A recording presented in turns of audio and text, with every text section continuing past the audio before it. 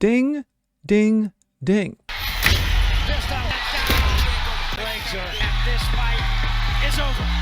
After 15 grueling rounds, Kevin McCarthy finally wins the speakership. Congratulations, Kevin. But at the end of the day, are there really any true winners? Well, we're waiting. Or do we the people get screwed again? Fuck. I'm Jasper Gonzo, and this is What's Next.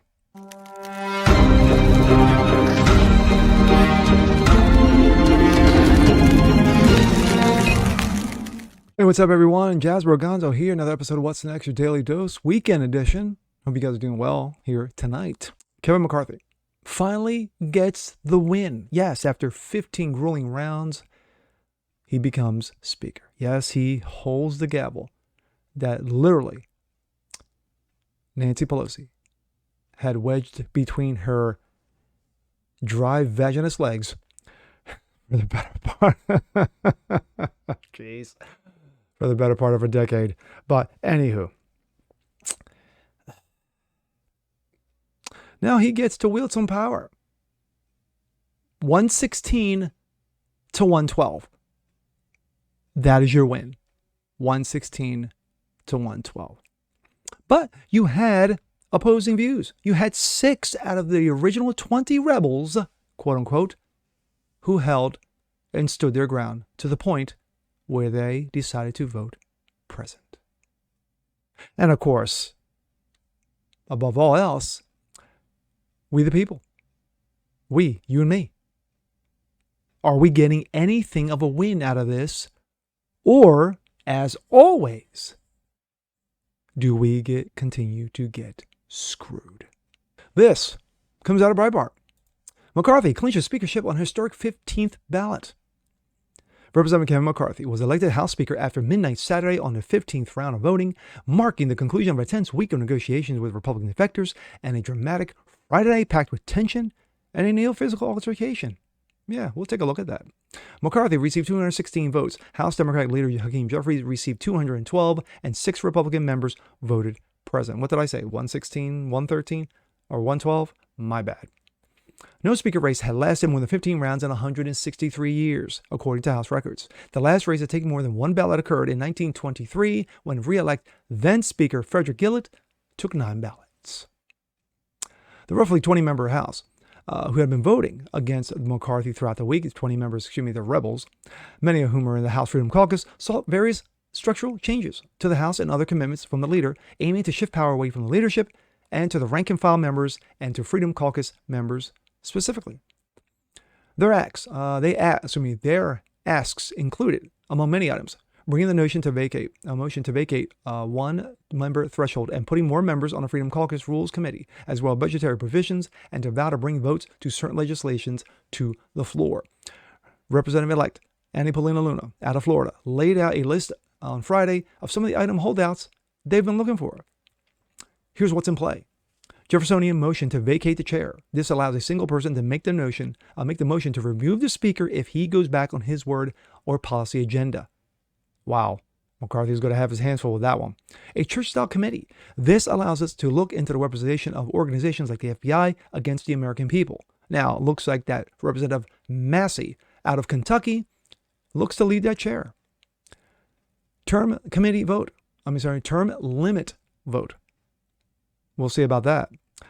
Single subject bills that can't be loaded with irrelevant nonsense. What is that nonsense? Texas border plan. Yeah, again, I'll believe it when I see it. A budget that stops the increase of the debt ceiling and holds Senate accountable. Again, interesting on that one. I don't count on it, but ending emergency funding and all COVID mandates and funding. 72 hours to read a bill. So you have 3 days to read the bill before you pass it. You must read it before you pass it, unlike Pelosi, who can't read worth a damn, hence passing the bill. But there's something missing. Defunding Ukraine. Well, you can only ask for so much. In a sign that members were nearing an agreement, more than half of the holdouts changed their vote to McCarthy early Friday morning, leaving the pressure on the 6 members who could derail McCarthy's speakership should they continue to refuse to vote. Those members included Representative Andy Biggs out of Arizona, Matt Gaetz out of Florida, Lon Boebert out of Connecticut, Bob Good out of Virginia, Matt Rosendale out of Montana, I think that's Montana, and Representative-elect Eli Crane out of Arizona voted present in the 15th and final round, meaning their vote would not count towards the final tally, effectively assuring McCarthy the gavel. Those members had mixed votes in the 14th round, and vote ultimately came down to Gates voting present, causing McCarthy to come in one vote shy of victory. Gates' vote would be devastating for the conference overall. Despite McCarthy making progress that round, as many members had previously conveyed high expectations that McCarthy would attain the gavel on the much-anticipated ballot. One member, Representative-elect Wesley Hunt out of Texas, had gone so far as to fly to Texas and back to D.C. on Friday in the midst of he and his wife caring for their newborn, who was born premature. Talk about doing one for the will of the people. In a stunning turn of events, after Gates cast his vote, Representative Mike Rogers of Alabama appeared to yell at Gates and lean towards him, and he was physically pulled back by another member before Rogers stormed out of the chamber. Let's take a look. You can see there, McCarthy walks away. There's Mr. Alabama himself. He leans towards him, and there's another member, representative, grabbing him. Literally, you can see his hand wrap around his face like it was a WWE event. To this. This is real quick. Zelensky tells McCarthy Ukraine is counting on your continued support and further U.S. assistance. Which means show me more monies. Zelensky, you motherfucker. Ukraine's your President Vladimir Zelensky had congratulated Republican politician Kevin McCarthy on becoming Speaker of the House of Representatives, telling Ukraine is counting on your continued support and more U.S. monies.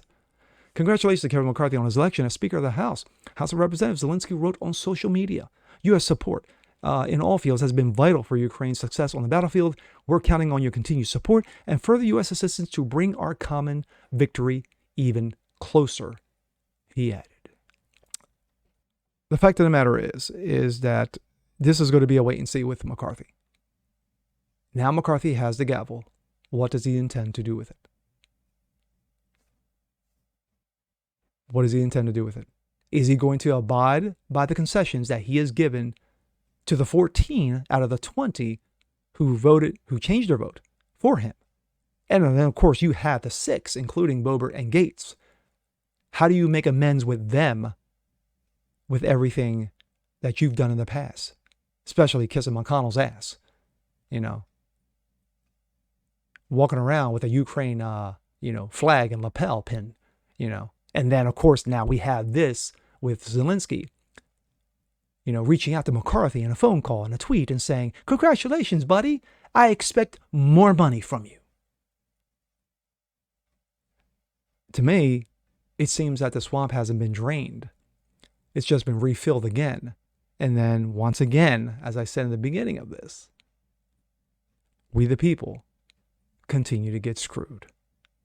But we'll see, won't we? I'm Josh Bergonzo. This is What's Next. Want to see more just like this? Please leave a comment below. Like it, share it, subscribe to it. And we'll catch you guys on the next one. Peace.